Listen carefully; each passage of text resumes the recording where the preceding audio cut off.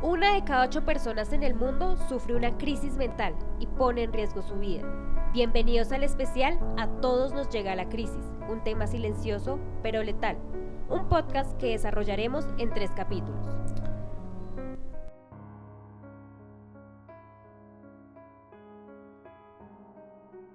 Hola a todos nuestros oyentes, nos encontramos el día de hoy en su podcast A Todos nos llega la crisis.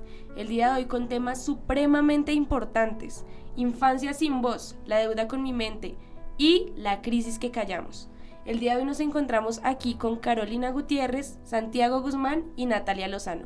Quien les habla, Caterín González. Pero bueno, iniciemos con estos temas que realmente son muy difíciles de abordar para la sociedad, ¿no? Siento que hasta ahorita está tomando como la visibilidad que amerita. Para ustedes, ¿qué es una crisis? Por ejemplo, una crisis puede tener una capacidad de cambiarte anímicamente o físicamente. Te afectan tus pensamientos y en tu manera de actuar. Eso podría ser básicamente lo que puede hacer una crisis. Para ti, Santiago, ¿qué es una crisis? Una crisis es todo lo que nos puede sacar de nuestros límites, ¿sí? Eso que nos lleva a donde nosotros mismos ni siquiera sabemos que podemos llegar. Yo creo que es como, creo que sería como una situación de estrés excesivo en la que, sí, como dijo Santiago, sobrepasa nuestros límites y ya no sabemos cómo afrontarlo. Es como eso que se nos sale de las manos, ¿no? Algo que de verdad no sabemos manejar, y por esa razón me parece tan importante el tema de la crisis que callamos, ¿no? Porque no sabemos a veces qué es una crisis si la estamos experimentando, y al no saberlo podemos terminar callándola. Sobre este tema en el especial se encargó Carolina. Carolina, quisiéramos que nos cuentes más sobre la crisis que callamos. Bueno, la crisis que callamos nace de una experiencia personal, básicamente una experiencia laboral. Tengo un compañero, él es nacido en la costa, se caracterizó al momento de entrar a trabajar por su felicidad, por su alegría, por su manera de expresarse, ¿no? Pero en un momento tuvo un cambio abrupto en su emocionalidad, en cómo se dirigía a las personas, en cómo él se caracterizaba por ser una persona feliz y pasa de un cambio abrupto a, digamos, hablarte a ti como mujer, te habla de una manera más fuerte que a la que le habla un hombre, ¿no? Entonces quise tomar como esa crisis que callamos. En un momento pude hablar con él sobre qué le pasaba. Me comenta él que tiene una crisis económica y una crisis laboral, el cual le afecta demasiado. Cuando ya pues lo tomo a él para hacer este especial, él me brinda una entrevista en donde hablamos de varios temas, de cómo le afectan la crisis y que sus principales crisis son las económicas y las laborales. En ese momento él marca con una frase que pues me quedó sonando, que es esta: en la oscuridad de la crisis se forja el carácter más fuerte. Él piensa que al tener un carácter muy fuerte, se blinda y piensa que no le va a hacer daño. Pues esto, pues lastimosamente, pues es erróneo, ¿no? Pues yo le quería preguntar a ustedes, digamos que ustedes forjan esas crisis, las hacen más fuertes, ¿quieren callarlas? Sí, pues todos hemos callado crisis, ¿no? Y el problema es el por qué las callamos, ¿sí? Muchas veces yo siento que las callamos es por eso mismo, por la sociedad en la que vivimos, en la que está mal estar mal.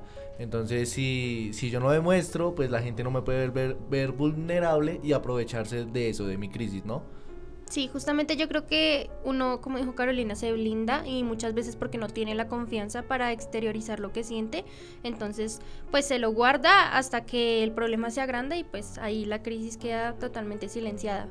Pero es importante resaltarle a nuestros oyentes que no está mal estar mal, y que evidentemente todo el tema de la salud mental es un proceso, ¿no? Entendernos es un proceso, gestionar nuestras emociones es un proceso, y es muy humano nuestro comportamiento. Realmente ninguno nace aprendido, no es tan fácil manejar nuestra cabeza y nuestras emociones al tiempo, y más a medida que uno va creciendo, ¿no? Las crisis financieras, la crisis emocional, amorosa, que todo esto lo abarcaremos a lo largo de los siguientes capítulos. Recuerden que estamos en el primer capítulo del podcast. Pero con esto que me mencionas, Carolina, me parece muy importante tu forma de actuar frente a la crisis de tu compañero, ¿no? ¿De qué forma actuamos nosotros cuando encontramos a alguien en crisis? Pues usualmente lo que pasó, digamos, como en este ambiente laboral, que fue, pues las personas tomaron distancia de él, más otras no lo hicieron.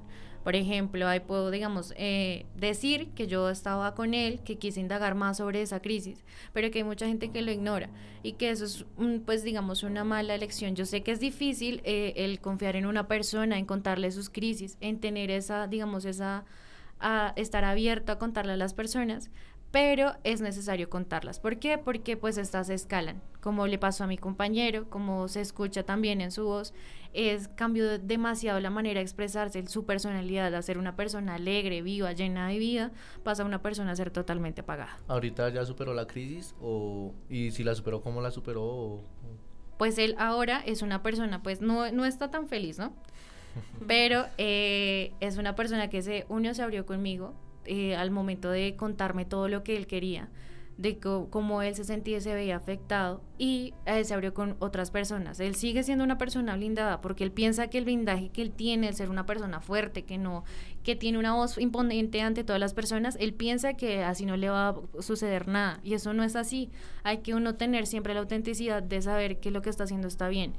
Y otra cosa que pasa con él es que, pues, lo bueno de, digamos, que esa crisis que pasó en donde le hablaba fuerte a las mujeres ya le disminuyó demasiado, ya fue una disminución notable.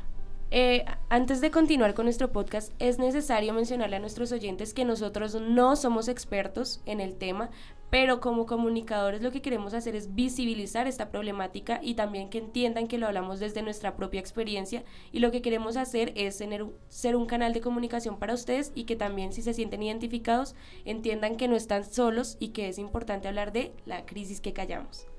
Bueno, continuando aquí con el tema de Carolina, me parece muy importante este tema de la empatía, ¿no? La empatía, porque como lo menciona Carolina, pueden haber compañeros que se alejan, que simplemente pueden también estar atravesando su propia crisis y tienden a juzgar, pero es acá donde la empatía, el entendimiento y la comprensión pueden ser una ruta viable para tu compañero, decir, no estoy solo, y la manera correcta de expresar mis emociones no es estar siendo grosero con las personas, sino realmente lo puedo canalizar de una forma mucho más sana. Teniendo en cuenta que estamos hablando de un tema financiero, me parece muy importante hablar del tema de la deuda con mi mente que hizo en el especial Santiago. ¿Cómo lo relacionarías? Claro que sí, así como hablamos, hay diversos tipos de crisis. No solo existe crisis emocional, que es la que a veces la que más tenemos relación, que es, ay, me siento triste por X o Y motivo, pero no, hay diferentes tipos de crisis, ¿no? En este punto encontramos la deuda con mi mente. Es un tema que quise relacionar porque muchas veces la gente se somete a excesivas cargas laborales por pagar sus deudas, ¿sí? Entonces dejan de lado su salud mental. Y pues yo realicé una encuesta a más de 50 personas aquí en la Universidad Cooperativa y en la localidad de Chapinero, y pues me encontré que más del 80% de las personas trabajan más de 8 horas al día. Pero lo que más me impactó es que el 93% de las personas dormían solo 3 horas al día. 3 horas al día. Imagínense el estrés con el que uno llega, universidad, trabajo. Uno ahí es donde dice, mi relación interpersonal con mis compañeros se puede ver afectada, ¿no? Porque puedo yo venir en un trancón, no dormí bien, tengo la carga de mi trabajo, tengo la carga de la universidad, llego y están mis compañeros, ¿no? Y es un tema delicado. Yo creo que muchos de nuestros oyentes por acá se deben sentir identificados. ¿Y qué es eso? Se generan trastornos como la ansiedad, el estrés, y no solo, como lo mencionabas, el estudio, porque también la mayoría de las personas estudiaba y trabajaba. Entonces no solo tenían que cumplir en la universidad, sino también tenían que cumplir con sus obligaciones en el trabajo. Y muchas veces se deja de lado eso, la salud mental. Entonces es como, es lo normal, es lo que me toca, esta fue la vida que me tocó. Pero venga, Santiago, yo le tengo una pregunta ahí, ya que me está mencionando todo esto. ¿Usted ha atravesado una crisis de las que nos está hablando, de estas de la deuda con la mente? Claramente, eso es un tema que yo creo que por el que todos tenemos que vivir. En algún momento todos tenemos que conocer la deuda. Esa señora que tanto nos saca el mal genio cada 15 días. Pero pues es un tema que todos pasamos, ¿sí? Todos pasamos. A nosotros es como el hábito que ya tenemos. Y es eso, es dejar de lado nuestra salud mental por cómo voy a sobrepasar esa deuda. Ese es el problema en sí, no es la deuda. El problema es qué es lo que tengo que hacer para poder pagar esa deuda. ¿Qué tengo que hacer? ¿Trabajar más de 8 horas? No, pues en lo personal siento que no es algo sano para nuestra vida. Pero digamos, ya uno identificando que está pasando por un proceso de estrés, que es algo dañino para tu cuerpo y tu mente, ¿qué podemos hacer como pues para sobrellevarlo. Pues mira que yo para este tema hablé con varios expertos en la salud. En este caso tomé a la jefe del departamento del hospital de Medellín, ella se llama Liz Valero, y ella nos dio algunas herramientas y algunas rutas que podemos llevar por si presentamos alguna crisis. Las herramientas que podemos usar es tal vez tomar terapia, hacer debriefing emocional de nuestros días laborales, encontrar un hobby como correr, ir al gimnasio, alguna manera de desconexión, de separar lo que fue esa carga laboral alta. La ruta que se debería seguir si se está empezando a presentar un trastorno es consultar a un profesional en salud mental, consultar a un psicólogo para pues, hacer la respectiva valoración y el respectivo tratamiento. Santiago, muy interesante lo que nos cuenta ella, y también quisiera saber desde su punto de vista, en caso que no podamos recurrir de forma inmediata donde un profesional, que es totalmente necesario, nunca está de más ir donde un profesional, recuérdenlo, nosotros no somos expertos, pero bueno, lo que quiero preguntarle, Santiago, es de qué forma podemos apoyar a alguien que está pasando por una crisis de este tipo, digamos desde nuestro conocimiento, desde nuestra experiencia, obviamente sin demeritar o reemplazar la ayuda de un profesional.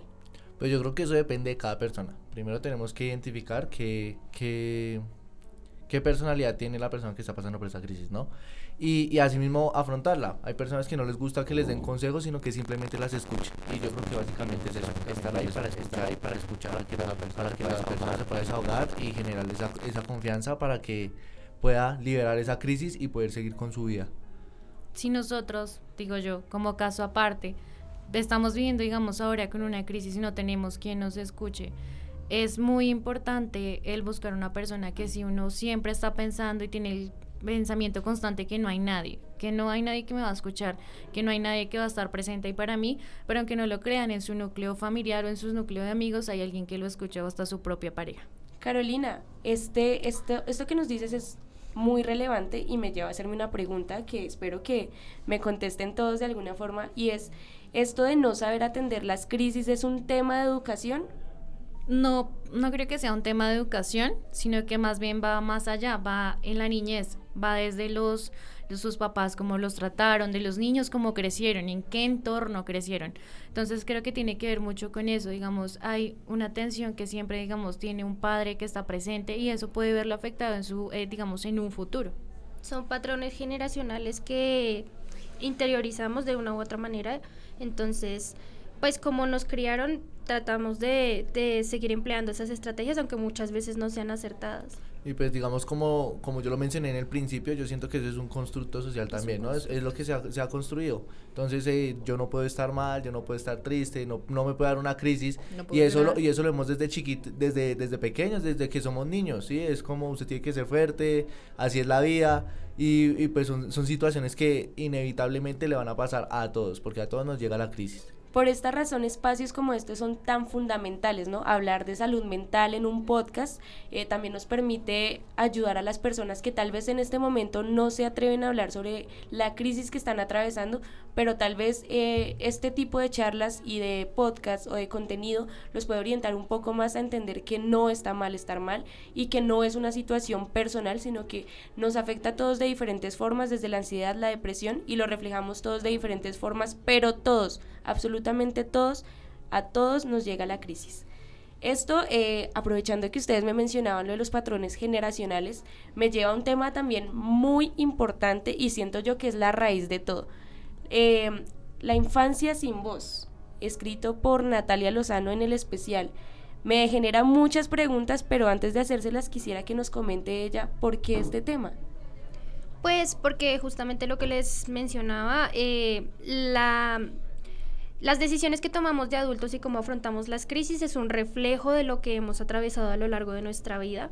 Entonces, hay problemáticas sociales como el maltrato y el abandono que repercuten en nuestro comportamiento posterior y los desencadenantes que va a haber en un futuro. Entonces, en Colombia, por ejemplo, hay una problemática muy concurrente sobre los niños afros y los indígenas, porque pues como viven en zonas un poco demasiado marginadas, pues ocurren muchos flagelos a los derechos humanos, y justamente por ello es que pues son personas que afrontan muchas crisis y también inciden en la criminalidad, pues debido a los antecedentes que tienen. Entonces, la crisis se presenta desde la infancia debido a crisis justamente que tienen los tutores legales en muchas ocasiones, porque no saben sobrellevar sus emociones, pueden ser por crisis financieras o problemas sociales, problemas de salud mental que repercute su trato hacia los niños, y pues esto genera problemas a futuro, como la socialización, el no poder controlar sus impulsos o adicciones, etcétera. Esto que mencionas, Natalia, es un tema bien delicado, ¿no? Porque nosotros en las noticias podemos encontrar que niños desde los 7 años ya han incurrido en decisiones como el suicidio. Entonces es acá donde nosotros decimos que porque son niños no deben hablar de estos temas. Yo creo que más bien deberíamos educar a nuestros niños para que entiendan que hablar de salud mental es algo sumamente importante y también generen esta empatía por el otro, porque si queremos que nos comprendan también es necesario que nosotros comprendamos a los demás. Esto me lleva a otra pregunta, y es ¿cómo puede llegar a ser letal estas crisis de niños ya en la adolescencia o en la adultez? ¿Qué puede pasar? ¿Las personas se suicidan? Sí, en realidad, pues en la mayor cantidad de suicidios se presenta entre la segunda etapa de la infancia y la adolescencia, que es cuando ya son un poco más grandes, conscientes, y pues pueden tomar acciones un poco más fuertes frente a las crisis. Y de hecho, pues como les mencionaba, esto también repercute en la adultez y los problemas de ansiedad, depresión, etcétera. Entonces pues sí, incurre mucho allí. Yo tengo una pregunta aquí, y es Natalia ahorita ha mencionado sobre el maltrato y el abandono. ¿Ustedes sienten que cuando niños sufrieron maltrato y abandono?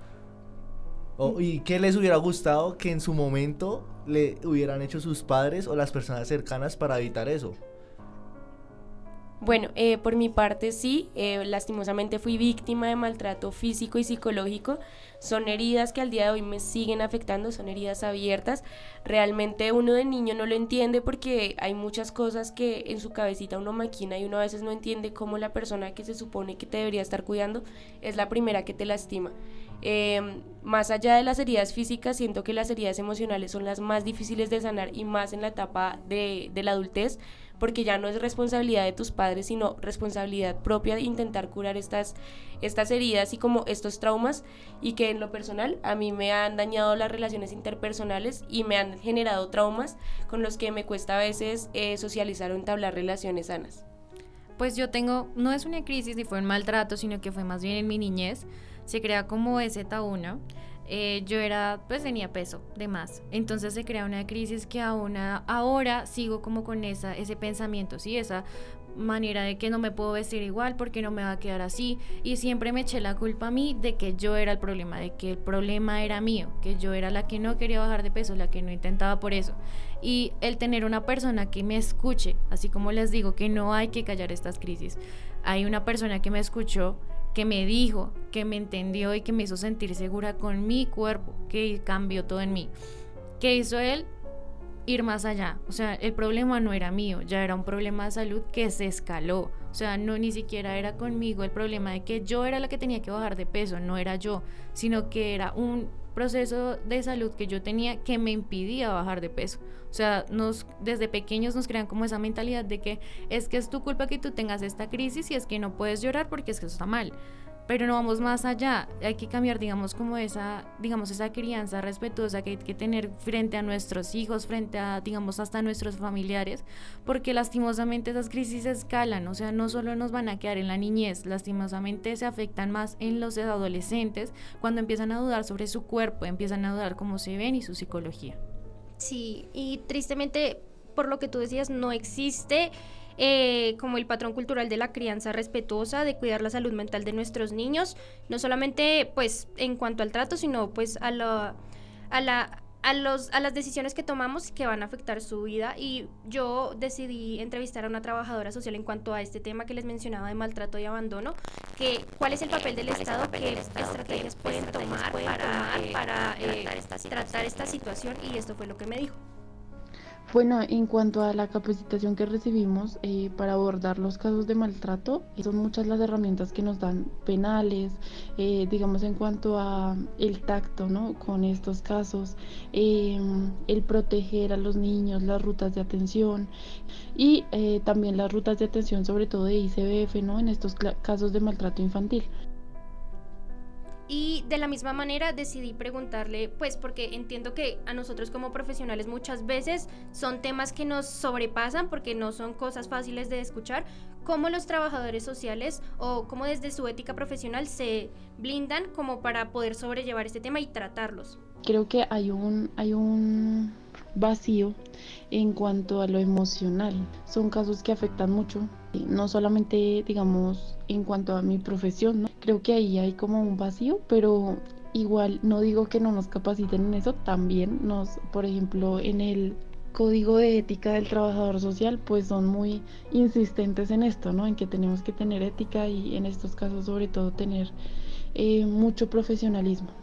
Escuchar a la trabajadora Paula Galindo me hizo entender que incluso nosotros desde la comunicación somos capaces de visibilizar estas problemáticas y entender por qué se dan este tipo de situaciones tan fuertes. Esto me parece un contenido sumamente importante al que pocas personas de pronto tenemos el acceso, pero me parece interesante tener la oportunidad de escuchar a Paula Galindo en esta ocasión que te brindó la entrevista con estas rutas de apoyo y que también nos permiten, aunque nosotros ya seamos adultos, ayudar a otros niños, ¿no? Porque son realmente la población más vulnerable y si ustedes conocen algún tipo de maltrato, algún caso, no duden en realizar esta ruta de apoyo porque así como a nosotros nos hubiera gustado ser protegidos, hay que proteger a los niños en el futuro. Bueno, lastimosamente chicos, se nos está acabando el tiempo, pero eso no es todo porque recuerden que nos vemos en un próximo episodio de A Todos Nos Llega la Crisis con otros temas que abordaremos. Y esto fue A Todos Nos Llega la Crisis. Muchas gracias por escuchar. Nos vemos en el siguiente episodio. Gracias. Este primer capítulo fue realizado bajo la dirección y coordinación de Luz Marina Rodríguez, comunicadora social y periodista. Producción de Julián Ortiz y edición de Diego Marta.